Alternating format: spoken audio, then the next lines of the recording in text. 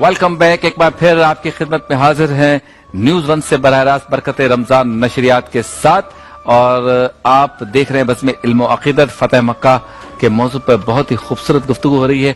वक्फे पर जाने से पहले हम इस बात पर गौर कर रहे थे कि एक न्यूट्रल तज्जिया कार की हैसियत से अगर कोई मुबस्सिर तबसरा करना चाहे कि सीरत तैयबा में वो कौन सा टर्निंग पॉइंट था जिसको हम पिन पॉइंट करके कह सकें कि ये हुआ इसलिए मुसलमानों को उरूज मिला, तो शाह साहब इस हवाले से जरा गुफ्तगू कीजिए।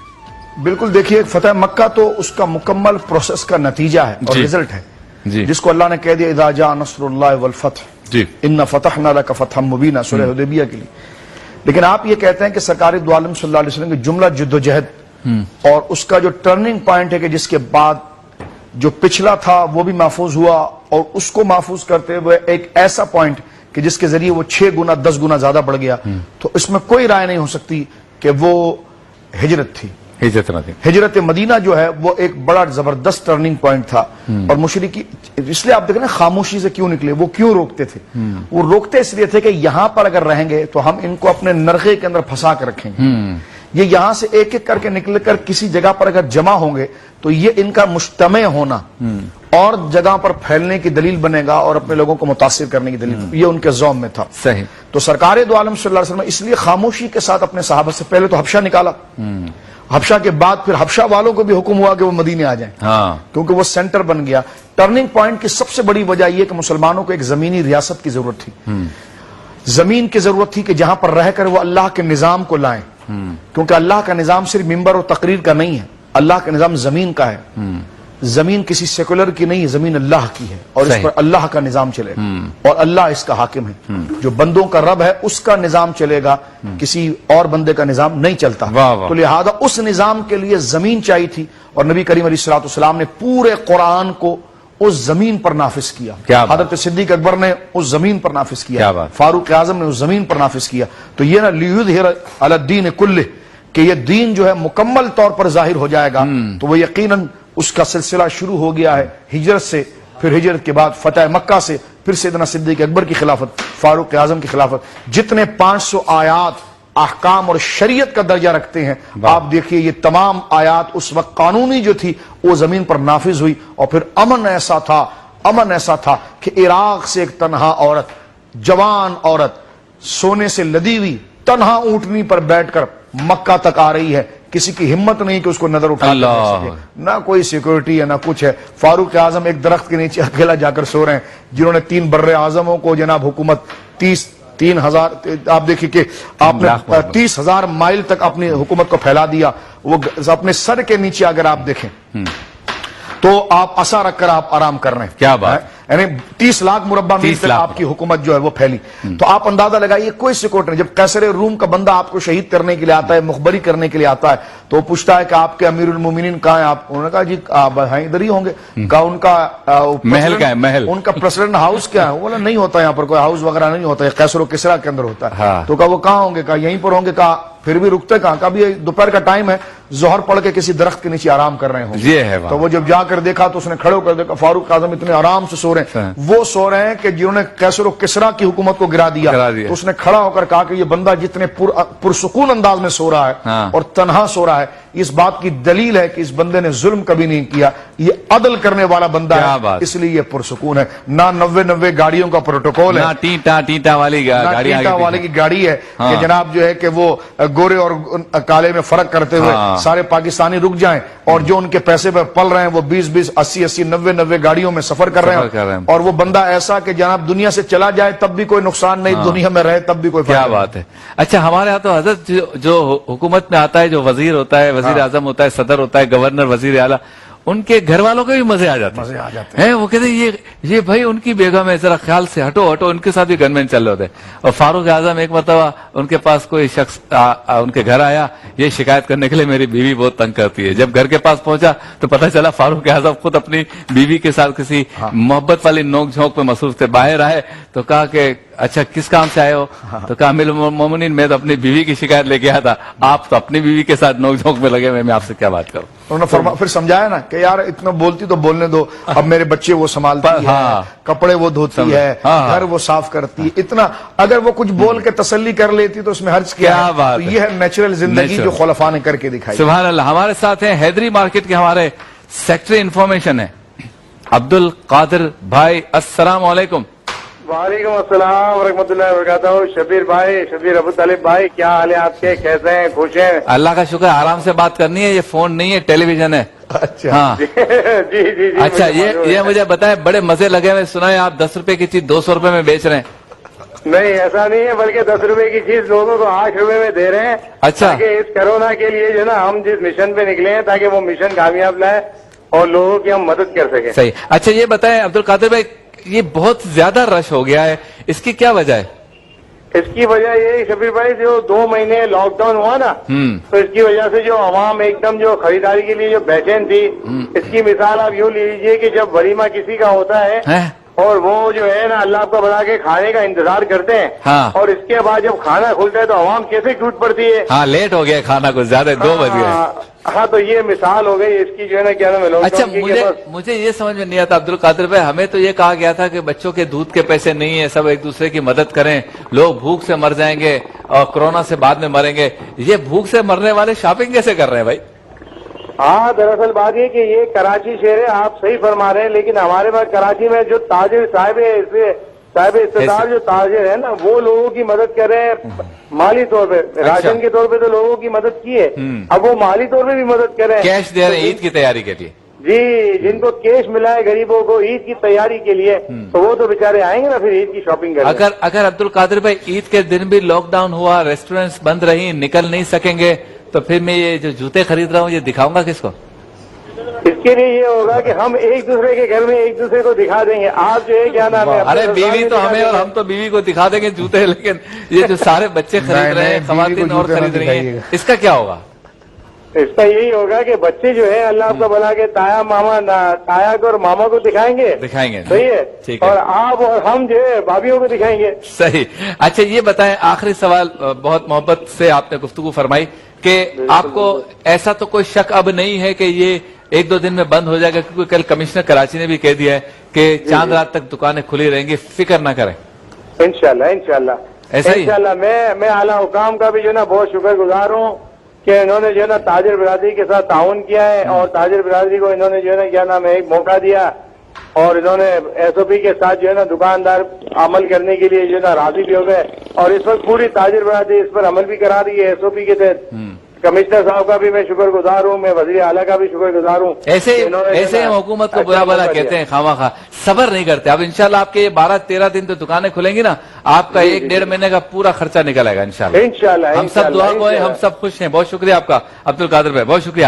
تو چلتے ہیں اس سیگمنٹ کی جانب جس میں ہمارے شیف معراج بناتے ہیں مزیدار ڈشز, اور سیگمنٹ کا نام ہے افطار مزیدار.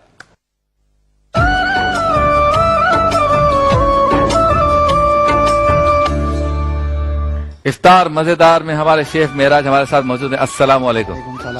اور دیکھیں ہم نے آج سبزی کی دکان کھولی ہوئی ہے, گاجر بھی ہے, ٹماٹر بھی ہے, آلو بھی ہے, اور مرچ بھی ہے, اور دھنیا بھی ہے, کیونکہ آج بننے جا رہا ہے ویجیٹیبل پلاؤ. بالکل ماشاءاللہ. کیسے بنے گا ذرا بتائیے, اور ساتھ ساتھ بنے گا پاکولا لسی. یہی بنے گی؟ جی بالکل. لسی میں بھی اب فلیور آ گئے بہت سارے. ایک ملتانی لسی تھی, ایک جہلومی تھی, ایک پنڈی کی لسی تھی, ایک کراچی کی تھی, ایک لاڑکانہ کی تھی. لاڑکانہ کی بھی لسی ہوتی ہے بھائی. تو اب یہ ہے پاکولا لسی. اب یہ پاکولا. چلیں جی, پہلے بتائیے ویجیٹیبل پلاؤ. اچھا, ویجیٹیبل پلاؤ کے لیے پیاز ہم ابھی کاٹ کے چاپ کر کے اس میں بھگار کریں گے, بس بالکل ہلکا بھگار کرنا ہے. اس کے بعد ہم نے یہ کیوب کاٹی ہوئی ہیں. آلو اور گاجر ہم ڈال کے اس کو بھونیں گے. ساتھ میں ہم نے جو مسالے ڈالنے, بلیک پیپر, نمک اور چکن اسٹاک پاؤڈر, 3 مسالے ڈالنے بس. باقی ہری مرچیں ڈلیں گی. کیا بات, بڑے نفاست سے آپ نے کاٹے, سائز پورا لگتا ہے ناپ کے انچ ساتھ رکھی تھی کیا, لیکن ایک جیسی ہیں ساری. واہ واہ واہ, شیف معراج کی کٹنگ جو ہے نا زبردست ہے.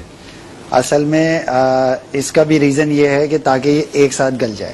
اچھا, چھوٹی بڑی ہو تو بڑی نہیں گلے گی. ہاں بڑی نہیں گلے گی, اس لیے ایک سائز کی یہ کٹنگ ہونی چاہیے تاکہ یہ ایک ساتھ گل جائے, ورنہ پھر وہ خراب ہو جائے گا. کیا بات ہے, گلے گا آدھا اور آدھا نہیں گلے گا. چلیں آپ اسٹارٹ لیں. ہمارے دلشاد محمد دلشاد قادری قدیری رشیدی. محمد اس لیے کہ نسبت اور دلشاد ان کا نام ہے. قادری میں کہتا ہوں, قدیری یہ خود کہتے ہیں کہ مجھے کہو, اور رشیدی شاہ صاحب نے کہا. آئیے.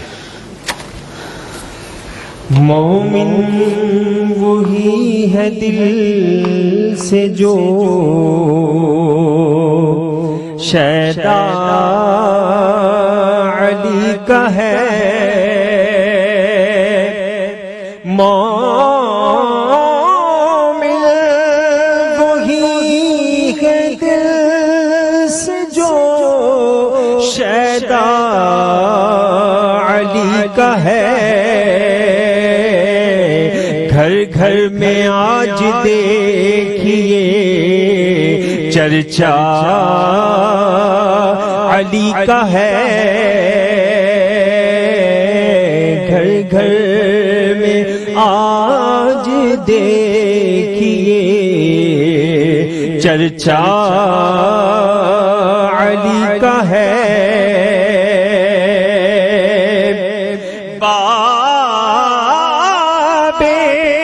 مدینہ علم کے شیر خدا بھی ہے. باب مدینہ علم کے شیر خدا بھی ہے. ایک ایک لقب تو دیکھیے کیسا علی کا ہے. ایک ایک لقب تو دیکھیے کیسا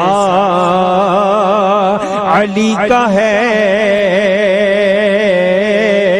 گھر گھر میں آج دیکھیے چرچا علی کا ہے. پیارے نبیوں فاطمہ پیارے حسن حسین پیارے نبیوں فاطمہ پیارے حسن حسین. یہ عطر نور پاش گھرانہ علی کا ہے. یہ عطر نور پاش گھرانہ علی کا ہے. خوش آمدید ایک بار پھر آپ کی خدمت میں حاضر ہیں نیوز ون سے براہ راست برکت رمضان ٹرانسمیشن کے ساتھ. آج کی رات شب شہادت علی بھی ہے, پہلی طاق رات بھی ہے. تو آج جب ٹی وی ون پہ میں آپ کے سامنے سحری کی ٹرانسمیشن کروں گا, 12 بجے اس کا آغاز ہو جائے گا اور علماء کرام تشریف لائیں گے 1:20 پر. اور اس سے پہلے انشاءاللہ تعالی کلام ہوں گے اور کچھ گفتگو ہوگی اور طویل نشریات ہوگی. ضرور اس کو دیکھیں اور گھر بیٹھ کر اس میں شرکت کریں. تو آج کی رات توبہ و استغفار بھی کرنی ہے پہلی طاقرات کے حوالے سے, اور مولا کائنات کے ذکر کو بھی سننا ہے, ان کی سیرت کو بھی پڑھنا ہے, اور ان کے صدقے سے دعائیں قبول ہوتی ہیں ماشاءاللہ. اور کل یوم علی ہے تو ہم یہاں پر افطار کی ٹرانسمیشن میں بھی حضرت مولا کائنات کا تذکرہ کریں گے. اجاگر صاحب بھی ساتھ ہوں گے ماشاءاللہ, اور شاہ صاحب تو ہمیشہ کرم فرماتے ہی ہیں. تو منقبت بھی رات کو بھی ہوگی اور کل جو ہے وہ دن میں بھی ہوگی. ابھی بھی اس وقت بھی ہمارے دلشاد قادری بھائی نے بہت خوبصورت منقبت جو ہے وہ پیش کی. تو افطار مزیدار جی. ویجیٹیبل پلاؤ. اچھا, پیاز ہم نے ڈالا, لال نہیں کیا. پیاز کو لال نہیں کرنا, آئل میں ڈال کے ہلکا سا بھوننا ہے. اس کے بعد اس میں آلو اور گاجر ڈال دیے, ٹھیک ہے, ساتھ میں ہری مرچیں بھی ڈال دی. ٹھیک ہے, پانی بھی ڈالا ہے جی. پہلے ہری مرچیں ڈالی اور ہری مرچوں میں کٹ لگایا ہوا ہے تاکہ اس کا ٹیسٹ اور فلیور اس میں آ جائے. اور پھر اس کو اچھی طرح بھوننا ہے یہ مسالے ڈال کے. ٹھیک ہے, کالی مرچ, نمک اور یہ چکن اسٹاک پاؤڈر ڈال کے آئل میں جی ڈال دیا اور بھون کے اس کے بعد پانی ڈالا. ٹھیک ہے, یعنی اس وقت اس کے اندر ہے پیاز, گاجر, آلو, مرچ اور آئل اور یہ 3 اور مسالے 3 مسالے. اب جب یہ گل جائے گا اس کے بعد ہم اس میں رائس ڈال دیں گے. پھر رائس کا پانی جب خشک ہونے لگے گا اس وقت یہ ٹماٹر اور دھنیا اس میں ایڈ ہوگا. کیا بات اسٹیم کرتے ہیں. کیا بات. اچھا شاہ صاحب ایک سوال ہے جو میں سیرت کی کتابوں میں پڑھ رہا تھا, یہ مجھے ابھی یاد آ گیا کہ جب فتح مکہ ہو گئی تو اس کے بعد سرکار دو عالم صلی اللہ علیہ وسلم کو مکہ المکرمہ والے کہتے تھے آپ یہاں رہیں اور مدینے والے کہتے تھے آپ واپس آئیں. اللہ اللہ اللہ. یہ بھی ایک فیصلہ تھا. لیکن اس سے پہلے آپ اپنے گفتگو کو مکمل کریں کہ ابو سفیان نے دیکھا لشکر اتنا بڑا اور حضرت فاروق اعظم قصیدے پڑھ رہے ہیں, انسٹرکشنز دے رہے ہیں, اور جس طرح آج کل کسی بڑے جلوس کے اندر جلوس کو چلانے والا جو ہوتا ہے وہ ساری چیزوں کو لیڈ کر رہا ہوتا ہے. اصل لیڈ تو قائد کر رہا ہوتا ہے لیکن وہ راستہ بنانا, کس طرح کس اسپیڈ سے جانا ہے, وہ سارا ارینجمنٹ کر رہا ہوتا ہے. تو اس سب کو وہ ابو سفیان دیکھ رہا ہے. اس میں مسلمان داخل ہوتے ہیں, آپ داخل کر لیں لشکر کو. اس کے بعد اس پر گفتگو کریں گے کہ سرکار نے پھر مدینہ منورہ میں ہمیشہ رہنے کا فیصلہ کیوں کیا. دیکھیے اس وقت اس حالات میں جناب ابو سفیان دار اسلام میں داخل ہوئے اور صحابیت کا شرف ان کو حاصل ہوا. حضرت عباس جو حضور علیہ الصلوۃ والسلام کے چچا ہیں اور حضرت ابو سفیان کے عزیز ہیں, رشتہ دار ہیں, خاندان ایک ہی چچے زاد ہیں, تو انہوں نے حضور علیہ الصلوۃ والسلام سے کہا کہ یا رسول اللہ ان کے لیے کوئی بشارت بھی دے دیں. تو سرکار نے فرمایا من دخل دار ابی سفیان فهو آمن. جو ابو سفیان کے گھر کے اندر چلا جائے گا اس پر تلوار نہیں اٹھائی جائے گی, وہ امن میں ہے. ٹھیک ہے. سرکار نے فرمایا جس نے دروازے بند کر دی وہ امن میں ہے, جس نے اسلحہ نہ اٹھایا وہ امن میں ہے. اس انداز میں سرکار علیہ الصلوۃ والسلام کا وہ قافلہ مبارک جو ہے وہ مکہ مکرمہ کے اندر داخل ہوا. مکہ میں جب لوگوں نے آتا ہوا دیکھا نا تو جو مکے کے جو کفار تھے وہ بھاگے پہاڑوں کی طرف.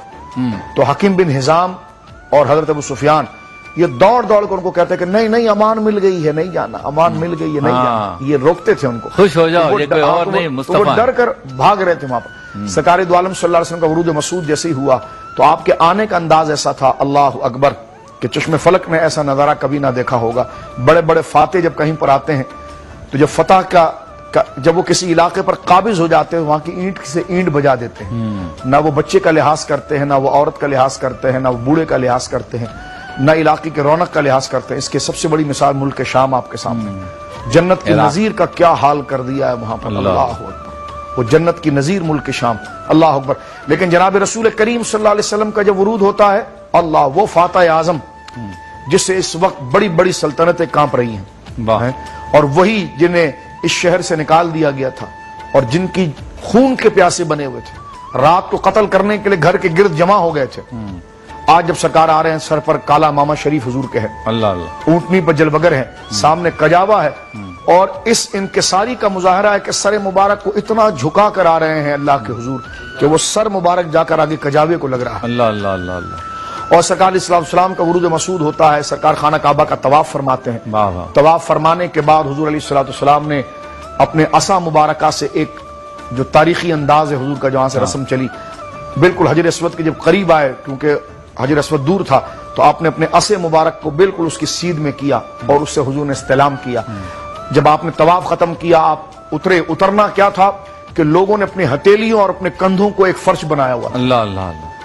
سرکار ان کی ہتھیلیوں پر اپنا پاؤں مبارک رکھ کر زمین کی طرف آئے.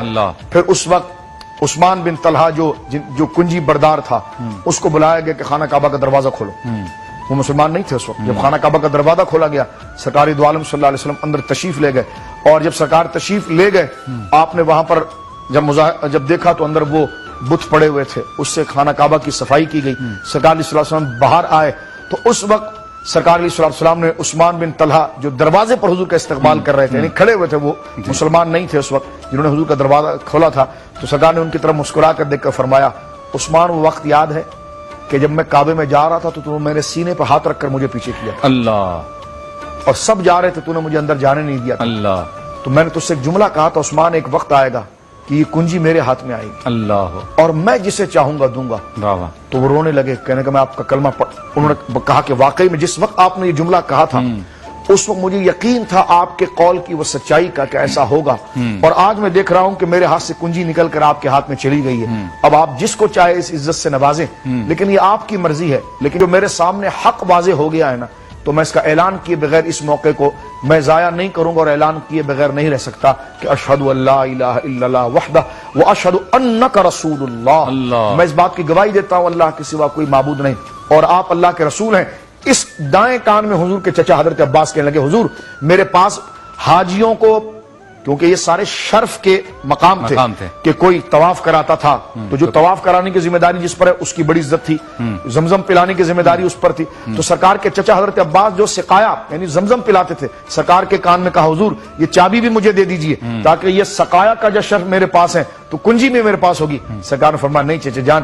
حضرت عثمان بن طلحہ جو بھی صحابی ہو گئے تھے ان کے ہاتھ میں دی، فرمایا یہ لو، میں آج لوگوں کی عزتوں کو پامال کرنے نہیں ان کی عزتوں کو بحال کرنے آیا ہوں. یہ سرکار نے کنجیاں ان کے ہاتھ میں دی، فرمایا عثمان جاؤ، اب یہ کنجی تجھ سے کوئی ظالم ہی لے سکتا ہے، اس کے علاوہ کچھ نہیں رہے گا. حضرت عثمان رو رو کر یوں جیسے کہ بے ہوش ہو رہے ہوں کہ مجھے تو کوئی جانتا نہیں تھا. آج حضور نے وہ عزت دی ہے کہ جب تک بکے نہ تھے تو کوئی پوچھتا نہ تھا، تم نے خرید کر مجھے انمول کر دیا. سبحان اللہ ماشاءاللہ، کیا بات ہے، کمال ہو گیا بھائی.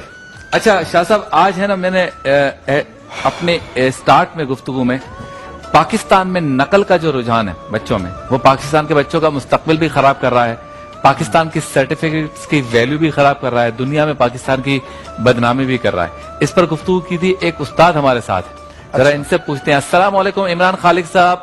وعلیکم السلام شبیر بھائی، کیسے ہیں آپ؟ اللہ کا شکر. آپ نے وقت دیا، آپ کا بہت بہت شکریہ.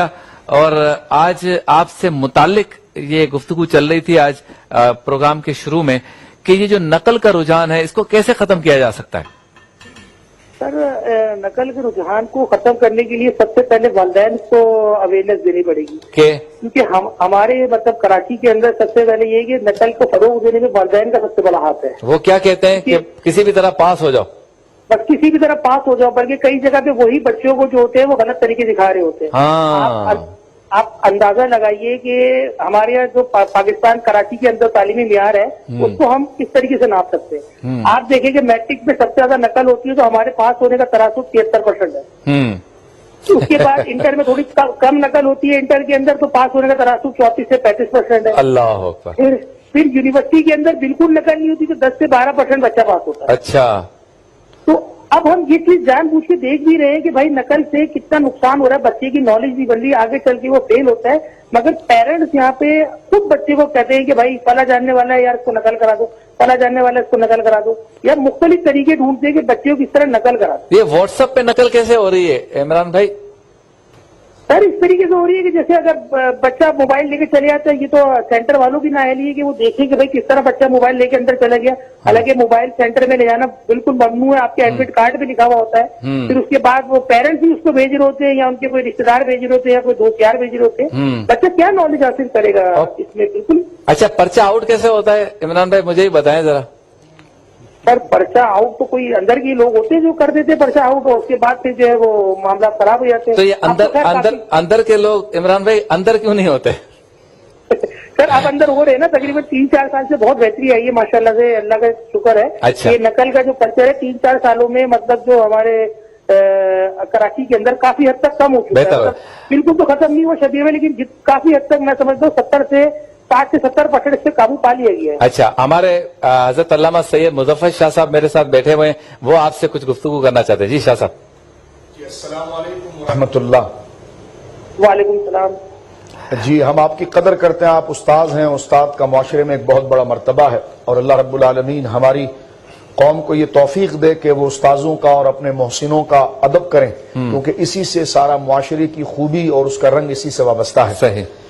میں یہ عرض کرنا چاہوں گا شبیر بھائی کہ جس طرح استاد عمران صاحب قبلہ نے جو بیان فرمایا، کیونکہ استاد ہونے کی حیثیت سے ہماری آنکھیں احترام میں ان کے آگے جھکتی ہیں، اور ہر شخص کو یہ چاہیے کہ جو استاذ ہو اس کا وہ ادب کرے. صحیح. کیونکہ انہی آداب کے اعتبار سے گویا کہ ہماری زندگی کی خوشبو، ہماری زندگی کی راحت اور رنگ اور سکون موجود ہے. میں اس کے ساتھ ساتھ ایک بات عرض کرنا چاہتا ہوں کہ جس طرح کہ عمران صاحب نے فرمایا کہ والدین، یقیناً بہت ایسا ہے، ممکن ہے کہ والدین ان کو یہ کرتے ہوں گے، لیکن ابھی انہوں نے خود قبول کیا کہ آپ نے بھی ذکر کیا کہ اندر کے لوگ بھی ملوث ہوتے ہیں اور ایگزامنر بھی ملوث ہوتے ہیں. سب ایسے نہیں، جس طرح سب والد ایسے نہیں ہوتے اس طرح سب اسٹاف کے لوگ ایسے نہیں ہوتے.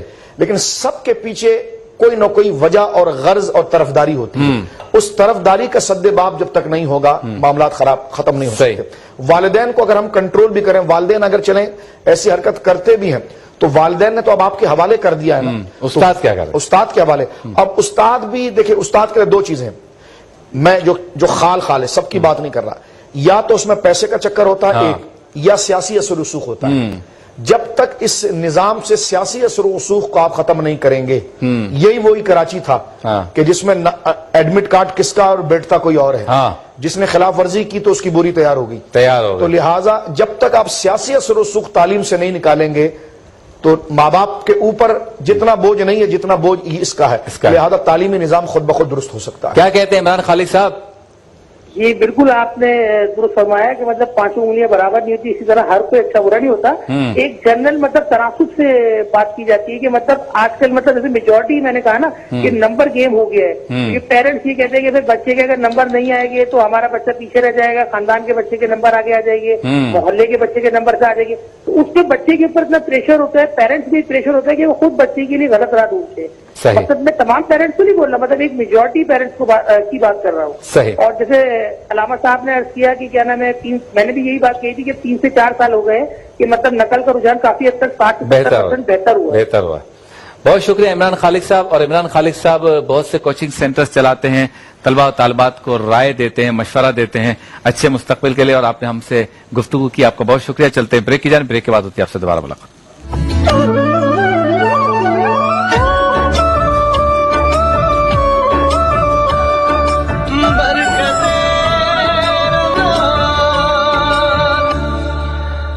خوش آمدید, ایک بار پھر آپ کی خدمت میں حاضر ہیں, اور افطار مزیدار, کیا بات ہے, پاکولا لسی دیکھیے ذرا, اور اوپر سے ہے نا ہم نے جامع شیری کا گارنش کر دیا. قرشی جامع شیری یقیناً خالص سرکیات سے تیار کرتا. ہر 10 میں سے 6 پاکستانی قرشی جامع شیری استعمال کرتے ہیں. آپ کے گھر میں قرشی جامع شیری ہونا چاہیے تاکہ آپ مہمانوں کی خاطر تواضع کر سکیں. دسترخوان پر قرشی جامع شیری نہ ہو تو کمی سی لگتی ہے. اور جو قرشی والوں کا ایک اور شربت ہے الچین, یہ آپ سحری میں استعمال کریں دہی کے ساتھ, اور قہوہ بھی بنا سکتے ہیں. یہاں تیار ہے ویجیٹیبل پلاؤ خوشبو کے ساتھ, کلرفل, ذرا دکھائیے, یہ دیکھیں سبزی نظر آ رہی ہے, ماشاءاللہ, بالکل کیا بات ہے. اور چاول بھی کیسے کھلے کھلے ہیں, کھلے کھلے خوشبودار. اس کا جو پانی کا جو ہے نا بس اندازہ اچھا ہونا چاہیے. اور یہ بعض لوگ بنا لیتے ہیں بہت سخت ہو جاتا ہے. جی نہیں, پانی کا اندازہ صحیح اگر ہو تو پھر سخت نہیں ہوگا. نہیں ہوتا ہے. اچھا ریکیپ کر دیں ذرا جلدی جلدی. اس کا ہم نے آئل لیا, اس کے اندر پیاز ڈال کے جو ہے اس کو بھگار کیا. پھر ہم نے اس میں آلو اور جو گاجر ہے کٹی ہوئی وہ ہم نے ڈال کے بھگار کیا, بھگار میں ڈال دیا. اس کے ساتھ ہم نے ہری مرچیں بھی ایڈ کر دی, ساتھ میں ہم نے نمک, یہ کالی مرچ پیسی ہوئی اور چکن اسٹاک پاؤڈر بھی ڈال دیا. اس کو اچھی طرح سے بھوننے کے بعد اس میں پانی ڈال دیا.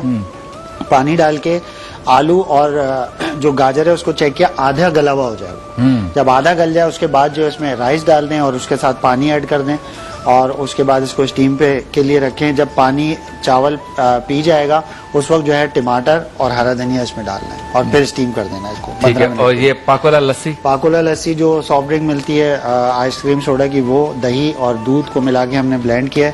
تھوڑا سا ہم نے اس میں نمک ایڈ کیا ہے ٹیسٹ. اچھا, اس سے ایک بالکل یونیک ٹیسٹ آتا ہے. ذرا سا نمک ڈال. اب ہے یہ میٹھا, ہے میٹھا, تھوڑا سا نمکین بھی ہے, تھوڑا سا نمکین, اور ساتھ میں ہم نے جامع شیری سے اس کو ٹاپ کر دیا. ماشاءاللہ, بہت شکریہ شیف میرا. ہمارے جو ہے وہ روزانہ خوبصورت پیاری ذائقے دار ڈش ہمیں بتاتے ہیں بنانا.